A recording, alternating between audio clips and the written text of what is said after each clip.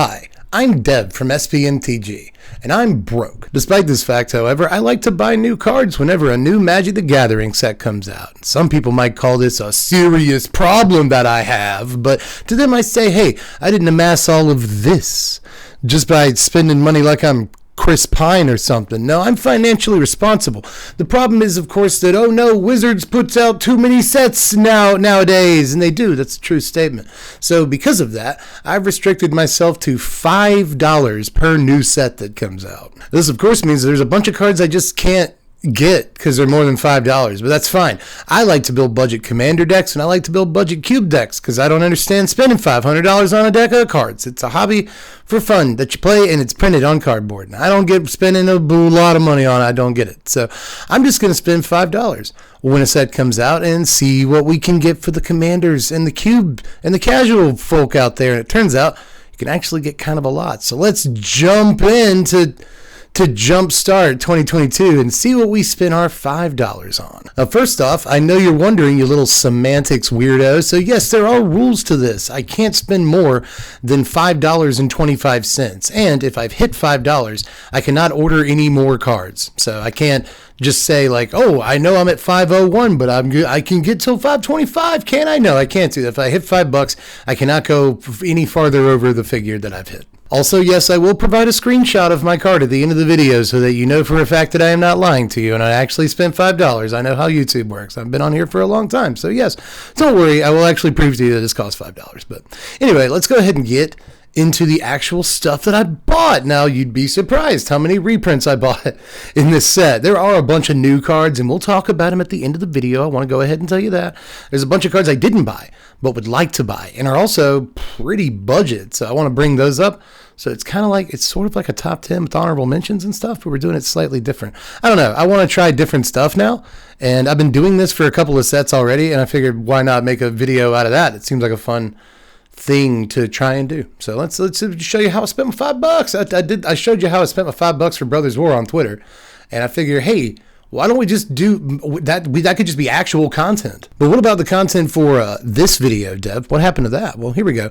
I should go ahead and start and let you know, first and foremost, that I've been building a cat cube for a while. It's a cube where all the creatures are cats or changelings, or, you know, Blue gets a bunch of like doppelgangers and clones and stuff like that that can copy the cats because they don't have a lot of cats themselves. But Blue does have some cats. Anyway, I've been building a cat cube for a while, so I had a couple of choices. My first purchase was a decision. Do I want Regal Caracal from the set? I somehow don't have a copy of this card for cube yet. I just haven't gotten around to ordering it.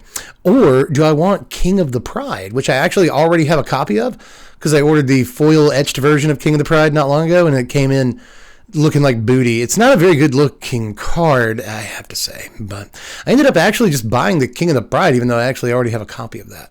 And the reason I did so is because it's got this cool new art. Look at this little art on the card over here. It's like the best art that King of the Pride has ever had. So I wanted that, and I wanted it for Cat Cube. That's going to be a video. So that cost me 24 cents, a little less than an American quarter. So then I moved on and spent a whopping 39 cents. That's a lot of cents on the next card, but I also figured I'd make another decision to buy a card just because the art was really good and new and nice. See, I didn't buy a lot of brand new cards, but I did buy a lot of reprints specifically because they had new art, like Thrashing Brontodon. Again, this is the best art that's ever been on a Thrashing Brontodon, I think, and I just somehow didn't have this for Cube either. I just didn't have a copy of Brontodon laying around, so I was like, well, this goes in every Cube pretty much regardless. Probably goes in a bunch of green commander decks too. So I figured I'd want a copy of this card, and 40 cents sounded like a steal. This is probably going to go below 40 cents in the coming weeks, I would assume. We'll find out, right? But most Thrashing Brontodons are like 25 cents, no matter what printing you're getting them from, and I imagine this is probably going to line up with that at some point. So, you know, I may have lost like 15 cents on this eventual deal, but I figured I'd go ahead and spend the money because I know I'm going to want this card for the cube. I know I'm going to want the card for the cube. So I went ahead and picked it up. It's a pretty Brontodon. Look good. You have to admit, Good looking card. Now, one more of these actually before we get out of this cards I like the new art for section, I guess.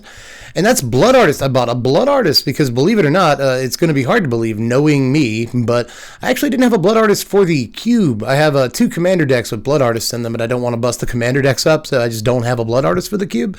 And I always put it in save for later. Like I'll start an order on TCG Player, and then when I get to the card, I'm like, save for later. And that's happened with Blood Artists like 7 times in a row. So this time around, I figured I'd go ahead and pull the trigger because I really like this new art. I'm kind of surprised, especially with how much some of the anime cards are. I know this isn't technically like anime art or anything, but a lot of the alternate art cards in Jumpstart 2022 are like really expensive, even if they're crappy. Like, Whirler Rogue is a really, really good card for cubes, and it's like 5 cents.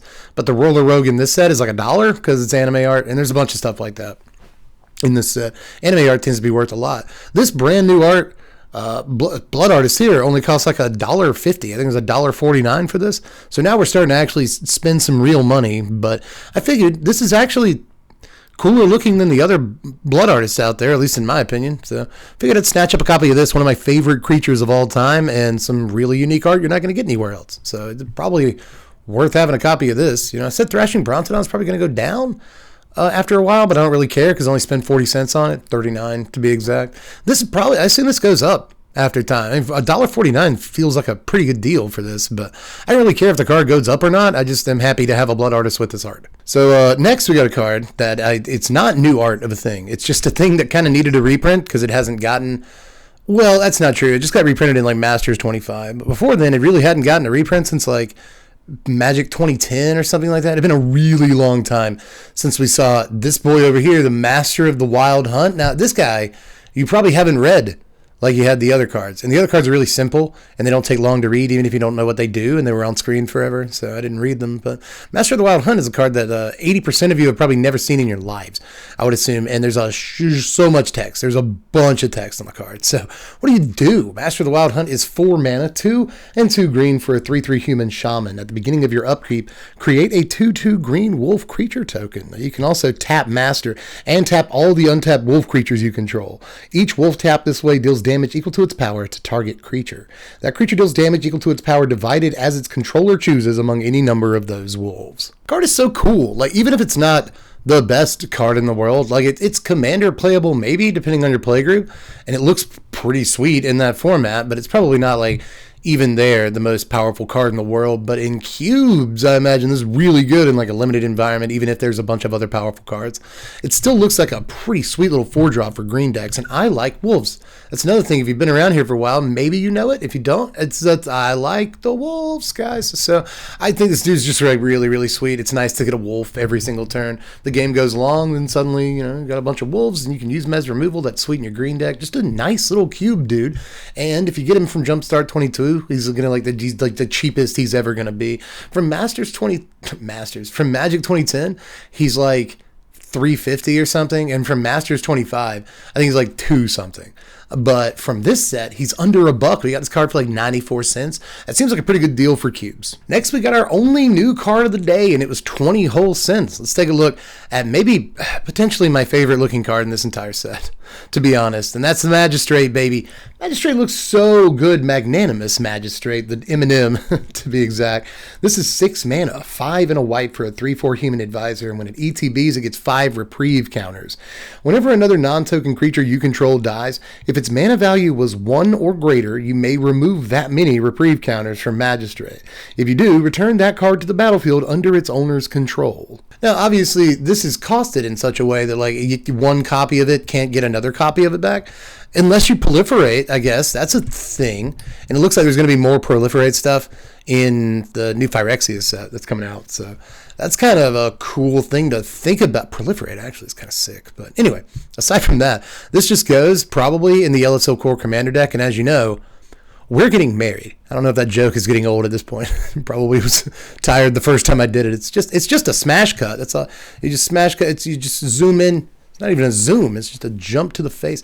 I don't know. It's an old YouTuber trick. Are these even funny anymore? But anyway, what was I saying? This goes in the LSO Core Commander deck like certainly. So there's that. I think it's really sweet there where you can get back like a bunch of creatures that you've sacrificed. Like whenever you sacrifice one thing, you can get it back, and that's really sweet. You can do that up to 5 times, or if you're getting back 2 drops, you can do it a couple of times and then also get back a 1 drop. There's a bunch of, black-white aristocrats decks that want access to exactly this trick. It might cost a little much to get on the table in the first place. I mean, 6 mana is a lot, even in a casual game of Commander, but like once it's out, you got all kinds of tricks. You can blink it to reset its counters. You can bounce it back to your hand or something like that. You can sacrifice it and then reanimate it with something else later, and then like use it to reanimate more stuff. And it just seems so cool to get like loops going where like, oh, I sacrifice this guy to altar, bring him back, sacrifice this guy to altar, bring him back, sacrifice this guy to altar, bring him back, and you just do that like 5 times in a row.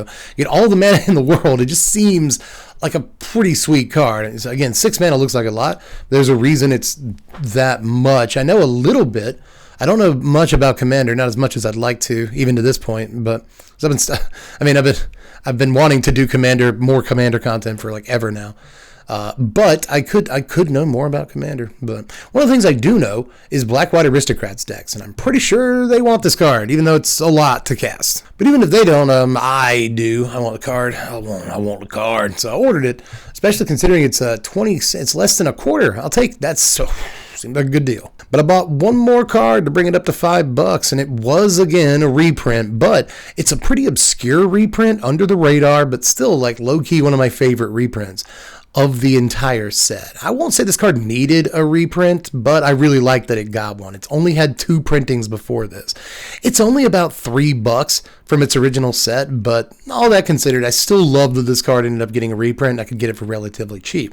Let's look at Spawning Pit. Well, Spawning Pit is just 2 mana for an artifact, sack a creature, no other activation cost, just sack a creature. Put a charge counter on Spawning Pit. Pay 1, remove 2 charge counters from Pit, create a 2/2 colorless spawn artifact creature token. Super simple card, dude, just like 2 mana of any color to get on the board and get going, and then you have a free sacrifice outlet, right? I mean, it's not like Ashnod's Altar, Altar of Dementia, or all the other like OP altars or anything. It's probably not even a Woe Strider, right? But I would say in a lot of ways this is better than a Woe Strider, which is pretty good company to be in, even in Commander. So I like it as a free sack outlet that provides creatures that you can then sack to it, I guess, just to get to sacrifice creatures, and then it provides you more creatures to then get more sack triggers off of, and it's all like relatively low cost. Again, no activation cost for the sacrifice, and just 1 to get a creature out of it every couple of turns, or maybe even multiple creatures in a turn depending on how nuts you're going with the sacking. So if you can't tell by now, I really like aristocrats decks, but this is a card that I hadn't seen or thought about since 2011, somewhere around there. It's probably even before then, 2007.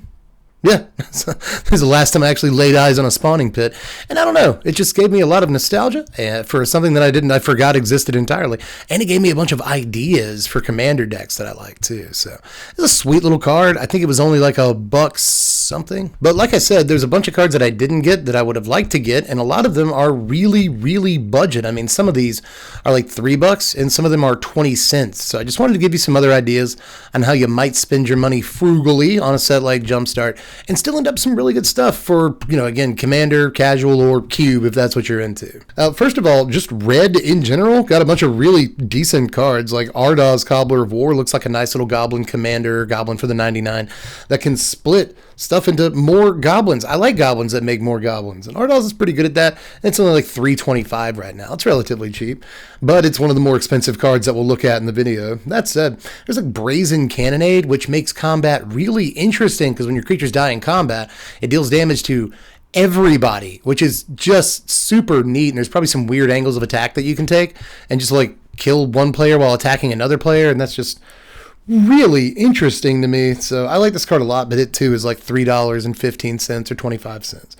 But those are just about the only expensive cards that I really want to look at. I mean, Red also got Ogre Battlecaster, which I'm surprised isn't $3 or $4, because a lot of the people writing articles about Jumpstart 2022 and the new cards in it are talking about this card. It's actually pretty aggressively costed. It's amazing looking in a set like Cure, a format like Cube, but even in Commander, it's aggressively costed enough to do some cool stuff, and it can recast spells out of your yard and stuff. Just a really cool looking guy that is one of the better versions of this ability that we've seen in a while, and he's only like 75 cents, so he's just a neat little dude. But there's also stuff like Planar Atlas, which is a mana rock that can also get lands for you, and that's actually really sweet to set up, making sure that you have all the mana that you need in the early game. And this is only like 20 cents, and it can go in pretty much any commander deck, and it's not even a bad cube include either.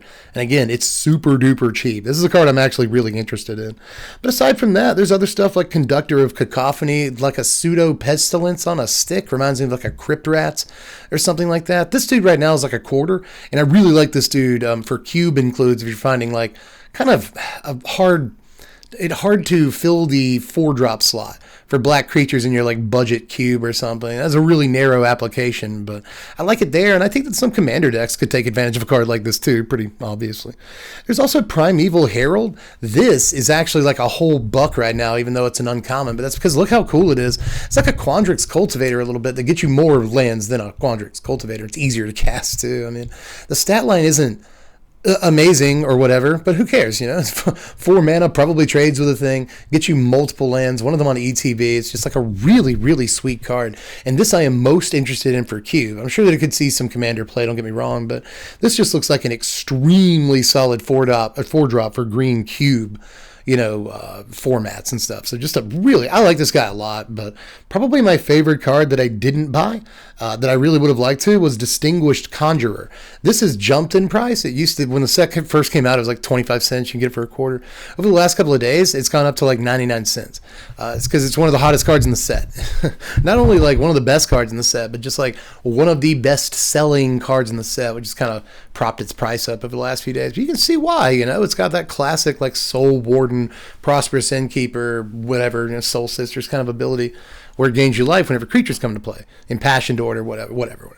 But it's also blinking on a stick, which is incredible. I imagine this is just like a solid little 2-drop dude for like a bunch of white commander decks. But again, also, I have to sound like a broken record, but like cube, this looks incredible in a cube situation where like it's great for the life gain decks, it's good for certain aggro decks, it's good for clerics decks and stuff like that, or decks that act like clerics and want to get life gain triggers and stuff. And it's just really sweet to like flicker dudes. Everyone likes to flicker dudes. That I like a 2-drop that has relevance later on in the game, and this is just like kind of a dream, like I'm not too impressed by 2 mana gain a life whenever a creature blah blah blah, but it's just nice, especially in commander, to have more redundant effects like that for decks that want to gain life, especially just 2 mana on the curves, really easy to opt into.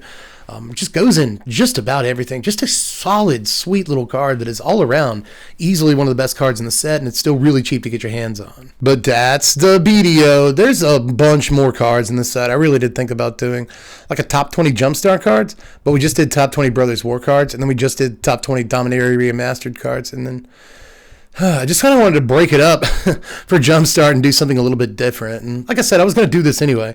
A lot of sellers on TCG Player will give you free shipping if you spend at least $5 there. I'm pretty sure that the seller that I got it from this time was Gigabits or Gigabytes Cafe, #not sponsored, but I'm pretty sure I've ordered from them before. But in any case, they must have a decent stock. But again, not sponsored or anything. But a lot of sellers on TCG Player are going to make you spend $5 anyway. And so usually at the beginning of a set, I just like, shop from the first seller I buy a card from if they have a lot of stock, right? Sometimes you have to switch sellers, but, shop from the first seller that you buy a card from, see what they have, and just spend $5 that way. And that's kind of what I did this time. So let me know how you liked it, or what you would have spent your $5 on. Would it have just been one $5 card? Would it have been a bunch of commons and uncommons for like Pauper or Budget Cube, Budget Commander, whatever? Like, I'm interested. What cards do you want from this set? How would you spend a low amount of money if you had it on cards from the set? So I just basically wanted to spend about as much as a booster pack to buy singles and show you what you can get. It turns out we only got like 6 cards this time around. Sometimes we'll get more, sometimes we'll get less. But even then, we got 6 cards that are going to see use definitely in multiple different kinds of things that we're doing. So, again, just let me know if you kind of enjoyed this format. Maybe we'll do it again. And yeah. I guess that's it. I had nothing planned in terms of like how to finish this video. Just go to the Patreon. Hey, maybe you're in the comments like, this would be better if you could spend $10. Well, go to the Patreon and throw $1 in the pot every month, and maybe we afford to do that next. Who knows? We can afford to do that next time. But I also just generally need the help because broke. But if you want to help out around here, go to patreon.com/SBMTG. It's where all the cool people go. And you can also just watch me play Magic on Twitch at twitch.tv/SBMTG or SBMTG Dev. Link in the description. Links are always correct. Don't trust me. But also, you can watch some more videos here on the channel. That's like the best thing you can do, all in all. Because we got the top 20 Dominaria remastered cards. And we just did a dank jank with Gruul control, and like nobody watched it yet. It's actually a really good video. It's a sweet deck. So you should. And I've been trying to get people to watch the gameplay videos. I'm not salty in this one, like at all. It's a good gameplay video. But anyway, I guess I'm done for this one. Just watch more videos. Happy holidays. Don't spend too much money on Magic cards. Do it the right way. And I love you all. I will catch you cats later. I'm Deb from the place. Thanks for watching, Wizards. Spread love and be kind.